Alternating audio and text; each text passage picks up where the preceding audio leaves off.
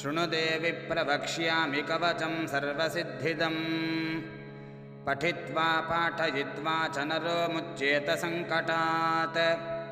अज्ञात्वा कवचं देवि दुर्गामन्त्रं च यो जपेत् न चाप्नोति फलं तस्य परं च नरकं व्रजेत् उमादेवी शिरः पातु ललाटे शूलधारिणी चक्षुषी खेचरी पातु कर्णौ च त्वरवासिनी सुगन्धानासिकं पातु वदनं सर्वधारिणी जिह्वां च चण्डिका देवी ग्रीवां सौभद्रिका तथा अशोकवासिनी चेतो द्वौ बाहू वज्रधारिणी